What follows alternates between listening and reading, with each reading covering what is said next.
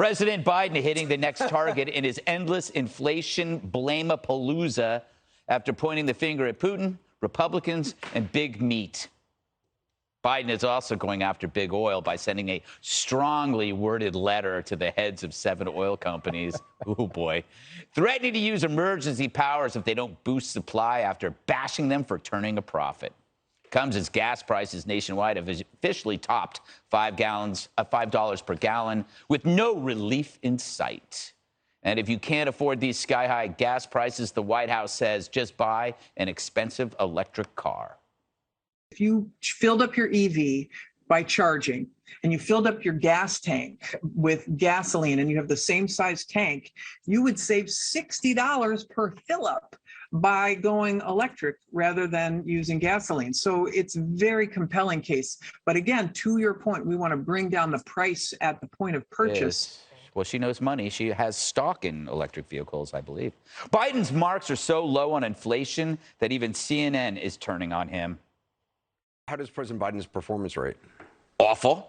I mean, I knew that was the answer. The answer is awful. I mean, you know, I'll compare it to Carter at this point in his presidency, right? Look at the disapproval rating Joe Biden has on inflation right now. Wow. It's over 70%. Carter was not even there at this point in mid-1978. When you're doing worse than Jimmy Carter's doing in the minds of Americans on inflation, you know that they're holding you responsible for the conditions that are currently on the ground that are hurting Americans in their pocketbooks.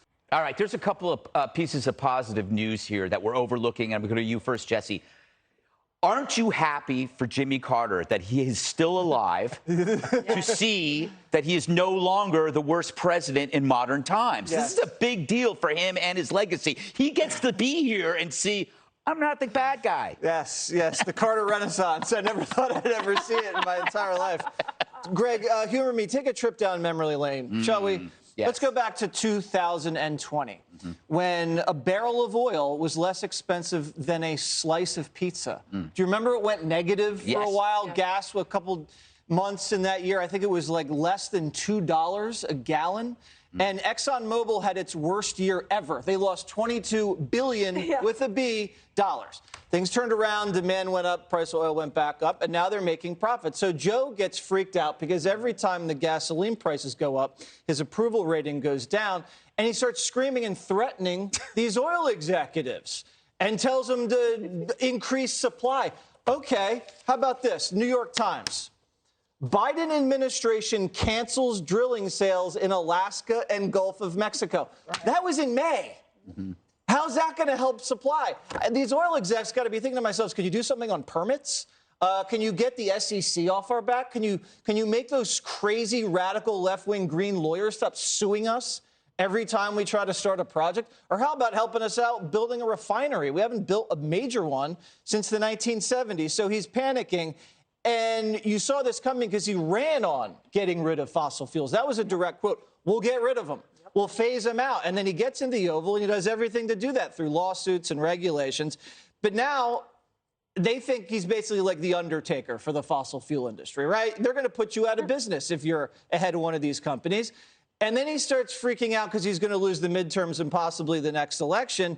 And now he's like, drill, baby, drill.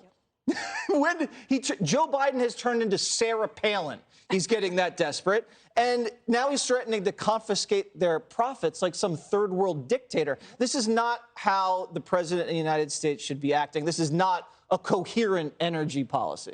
Yeah, he seems to be reaping what he sowed. Is that the phrase? Yes. Thank you very much, Dana. I do think, though, again, the good news, because I read your book, it's like what happened after Carter? We had 8 years, the Reagan Revolution. So if this is Carter 2.0, aren't we due for something really big? Perhaps. Well, yes. I mean, this is really bad. And also, it's also the refining capacity, right? So it's not just getting the oil out of the ground. There's a lot of reasons we don't have enough refining capacity, including a lot of those were shut down during COVID. They need constant maintenance, and they're under the threat of regulation constantly. So why would you invest in more refining capacity? So even if he goes to Saudi Arabia, let's say they're like, okay, fine, we'll drill a few more holes. You can't refine it. So there's a problem there. The other thing that I just can't stand, the PR stunt of sending a letter Yeah. It's like the most weak thing that you can do, and the media ran with it. There were headlines everywhere that Biden is going to send a letter today. Like, who cares? Yeah. Plus, then he asked the Secretary of Energy, Granholm, that you just saw there, who has stock in the EV industry. He has asked her to convene an emergency meeting on the issue. Now? Yeah. They're always so Stop late. the presses. Yeah. I wonder if Biden wrote the letter, put it in the envelope stamp, and then clipped it on the mailbox for the mailman to pick Put up. the red flag up. Yes, that's what my mother used to do. Geraldo, what is with, like, how do you feel about all the finger pointing? You know, that at one side they're blaming, you know, they're saying this is important to transition Americans off evil fossil fuels, and then you blame Putin for it. So it can't be a good thing if you're blaming everyone. I agree with you. And I just parenthetically, a couple of notes. I am delighted that the EV revolution is getting a push by the shortage in the fossil fuel sector. So I think we all will transition to EV eventually. I deplore the fact that the president's going to go to Saudi Arabia and whore himself, excuse my language, to the Saudis, attempting to get them to increase production. I think it's really unseemly. A letter, what the hell is a letter? Where is the energy to do something substantive, to your point, rather than the silly writing a letter? The one place where I suspect that we differ is you are giving big oil a green light or a free pass.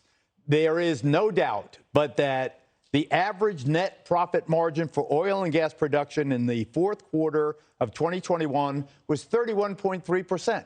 That's the average net profit, 31.3%. Exxon made $5.5 billion, Chevron $6.3 billion, Conoco $5.8 billion. Big oil is reaping the windfall when the rest of us have to pay at the pump. Aren't you invested in big oil, Geraldo? I do not believe I am. Yes, you are, Geraldo. I don't know. I haven't checked, but Okay, of course. So you're reaping the windfall too. I am not. I do not concede that point. I am not speaking personally. Obviously, I'll concede it for you. I am. I drive a car that gets 12 miles to the gallon. Exactly. Really? What kind of car might that be? You mentioned it. Does it rhyme with Bentley? Hey, so Judge, last word to you. Care to respond, Geraldo? I think, first of all, when you say he's whoring himself to the Saudis, it's really prostituting himself. But I think the issue is bigger than what we're talking about with the specifics. The administration is not only unfeeling, not only demanding that we suffer more, but they're lying to us. And they lie to us every day. And they don't feel the pain that senior citizens are feeling, and so many Americans are feeling. Every one of us here at this table is gainfully employed, okay? We don't have any idea what's going on in middle America with people who have to make a decision as to whether they're going to drive to work or drive to the doctor's office. And this administration is lying. He gets up, Biden, he says, there's no question Putin is principally responsible for the intense financial pain that American people and families are bearing. That's a lie, Mr. President, and you know it. Because we know that we get 51% of our petroleum, our gas and oil from Canada, 8% from Mexico, and it was 8% from Russia before we started cutting back because of what's happening in Ukraine. So to blame everything on Russia as though we got all of our gas from them in the first place is an outright lie. And they're corrupt, too. Jennifer Granholm, okay, she violated the stock disclosure law 9 times, and she has exercised $1.6 million in stock options in electric cars. These people are conning us. They don't feel our pain. They're giving us a runaround with a letter to the oil industry. Don't Give forget me a about break. the meeting. Yeah, and the meeting, there's no question. Last month, Biden canceled one of the most high-profile oil and gas lease sales pending before the Department of Interior. They don't care about us. All they care about is stuffing their own pockets, and the rest of us, well, be damned with you. I don't think it's about money. I think it's the fact that he's not steering this ship. These decisions are like from young woke staffers who hate fossil fuels. It's really, they don't care that we're being punished. I don't think it's about greed. It's just pure contempt. But we can't afford it. I know. People can't buy green electric cars. Yeah. Which is I why go you're with gonna get contempt the over rebound. greed. I think it is contempt. I think it's contempt for our society in general. and it disgusts me. By the way, I'm a man of the people. I went and ate at the Outback last week, Judge. Yeah. Good. It was delicious. What'd you have? Had a baked potato and a steak and some cream spinach. Wine selection. Coming up, another huge night for Republicans, and the biggest sign yet that Democrats could be in for a beatdown. Hi, everyone. I'm Brian Kilmeade. I want you to do me a favor. I want you to click to subscribe to the Fox News YouTube page. This is the only way that I know for sure that you're not going to miss any great commentary, any great news bites, any great interviews coming your way on Fox. You can get it all here on YouTube. So subscribe right now.